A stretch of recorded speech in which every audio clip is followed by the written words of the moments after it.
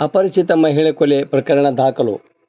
ಗದಗ ಜಿಲ್ಲೆ ಲಕ್ಷ್ಮೇಶ್ವರ ತಾಲೂಕಿನ ಸುರುಳಿ ಗ್ರಾಮದ ಬಯಲು ಬಸವಣ್ಣನ ದೇವಸ್ಥಾನದ ಹತ್ತಿರ ಏಪ್ರಿಲ್ 23ರಂದು ಅಪರಿಚಿತ ಮಹಿಳೆಯೊಬ್ಬರ ಮೃತದೇಹ ಪತ್ತೆಯಾಗಿತ್ತು. ಆದರೆ ಕೊನೆಗೂ ಮೃತ ಮಹಿಳೆಯ ಗುರುತು ಸಿಕ್ಕಿದ್ದು ಅವರು ಸಿರಟ್ಟಿ ತಾಲೂಕು ದೇವಿಹಾಳ ಗ್ರಾಮದವರಾಗಿದ್ದು, ಸದ್ಯ ಲಕ್ಷ್ಮೇಶ್ವರ ತಾಲೂಕಿನ ನೆಲುಗಲ್ ಗ್ರಾಮದ ನಿವಾಸಿ 33 ವಯಸ್ಸಿನ ಲಕ್ಷ್ಮೀ ಆನಂದ್ ಇಂಗಳಿಗೆ ಎಂದು ತಿಳಿದು ಬಂದಿದೆ.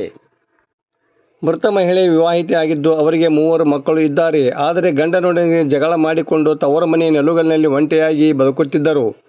ಮಕ್ಕಳನ್ನು ಸಾಕಿ ಸಲಹುವ ಸಲುವಾಗಿ ಅವರು ಮಂಗಳೂರಿಗೆ ಕೂಲಿ ಕೆಲಸ ಅರಿಸಿಕೊಂಡು ಹೋಗಿದ್ದರು.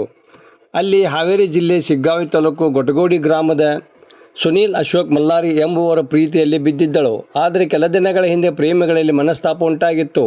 ಈ ಹಿನ್ನೆಲೆಯಲ್ಲಿ ಪ್ರೇಮಿ ಸುನೀಲ್ ಹಾಗೂ ಅವರ ಪರಿಚಿತರು ಸೇರಿ ಮಹಿಳೆಯ ಕತ್ತು ಹಿಚುಕಿ ಸಾಯಿಸಿ ಸುರುಳಿ ಗ್ರಾಮದ ಹತ್ತಿರ ಬಿಸಾಕಿ ಹೋಗಿದ್ದಾರೆ ಎಂದು ಪೊಲೀಸ್ ವರದಿಗಳು ತಿಳಿಸಿವೆ. ಈ ಕುರಿತು ಲಕ್ಷ್ಮೇಶ್ವರ ಪೊಲೀಸ್ ಠಾಣೆಯಲ್ಲಿ ಪ್ರಕರಣ ದಾಖಲಾಗಿದೆ. ವರದಿ ನಾಗರಾಜ್ ಹಣಗಿ, ಪ್ರಜಾಧ್ವನಿ, ಲಕ್ಷ್ಮೇಶ್ವರ.